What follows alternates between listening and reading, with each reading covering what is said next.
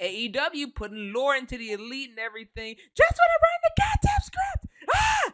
Ah! But seriously, I'm actually really happy about this, but not now.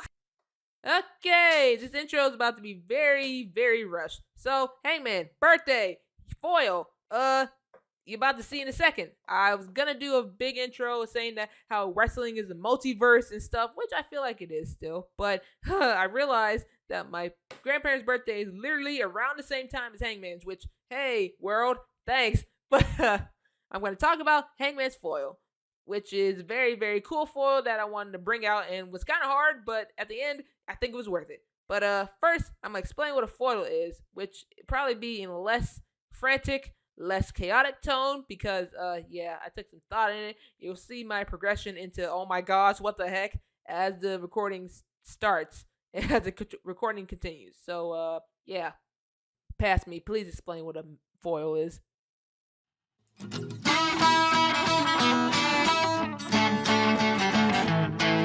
Foil is a character that helps to draw attention to the characteristics and behaviors of another character in a story, usually the protagonist, which is the main person in a story.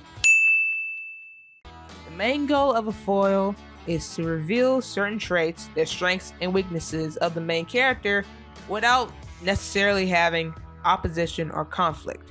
That doesn't mean it can never happen.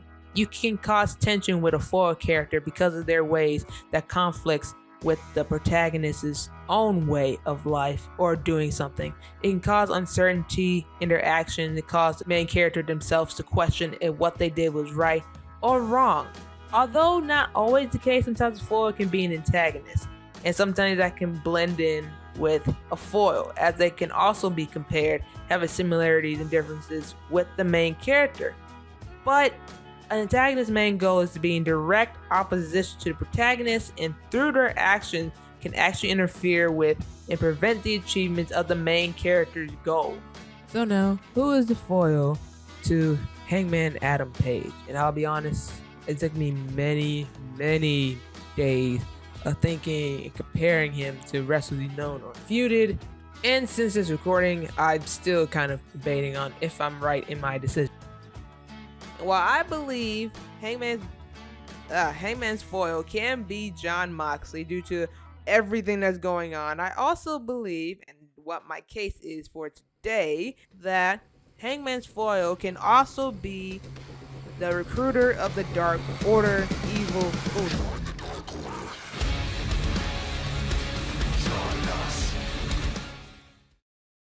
One thing that I wanted to point out about them is that both Uno and Hangman Page are both archetypes that turn upon their head. Dark Order or archetype of a cult, while Hangman is the archetype of a cowboy. The Dark Order is an example of a cult almost to a T. A small group that grabs the vulnerable and brainwashes them into believing something ridiculous to the average person. The person that is grabbed no longer really has an individual mindset, but is now one with the group. Every choice is for the good of the group, from their clothing to their actions to even their word choice and what they say. And none more so that shows this than Evil Uno, which is Dark Order's kind of pseudo-leader, but basically their go-to man, and for good reason. He is very loyal to his group, supportive, and badass in every single way. Friendship is very important to Uno, but also to the Dark Order, that is their main core of belief. As the website states, by joining the Dark Order, you will find strength in numbers. We will be your friend and biggest supporter. What sets the Dark Order from regular cults is their lack of a leader, as their original leader, Brody Lee, unfortunately passed away, and as a result, they don't really have a leader. They have Brody Lee Jr., but as he is too young, the pseudo-leader will obviously be Evil Uno, as he's the main one that originally everyone thought was the leader until Brody Lee came in. On the opposite side of the cult is the cowboy, who is a strong-willed person who has a quick temper, hates anyone that restricts his free will. He follows his own code of law and minds his business unless it's been crossed. He is a loner, usually not by choice, but due to his actions. The only way that the cowboy can change if he dies, either figuratively by giving up his way of life that he known all along, or if he literally dies with his way.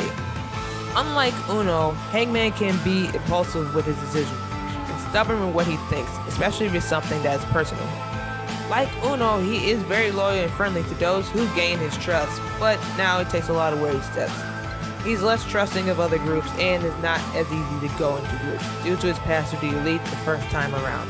This is why, to this day, he's still not really a full-fledged member of the Dark Order, even when they tried multiple times to get him to join.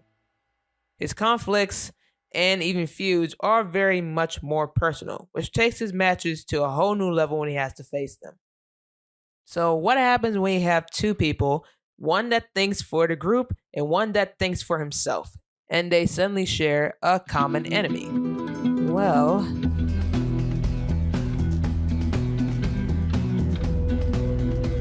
I'm gonna be real. This feud with Jon Moxley is a good example of how Hangman and Uno are foils, with Page being the more aggressive type and wanting to fight Moxley for personal reasons, while Uno was not really understanding where Hangman was coming from. Well, he did, but he didn't understand why he was beating him up every single week, especially with the concussion that he had.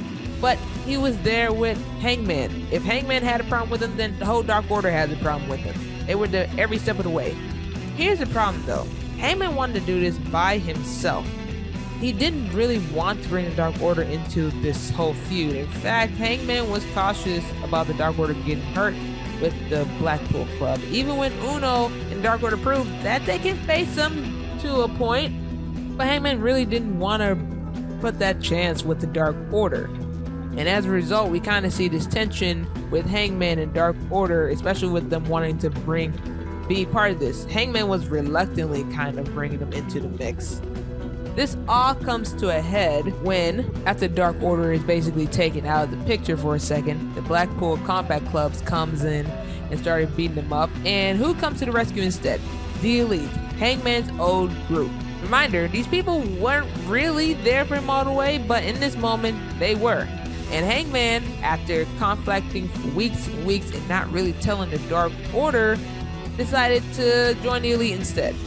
This obviously upsetted the Dark Order after they finally found out, because Hangman kept something from them, which is totally against what they kind of went believing. Not only that, but this kind of was like he was a straw that broke the camel's back, basically. I'm sick of everybody leaving us. Everybody leaves us and we do nothing about it. And for some reason, this one really pissed us off the most, because we made that man a world champion and he completely abandoned us. We will no longer waste any time on fake friends. It's time for us to rebuild. So, are you Dark Order or are you not?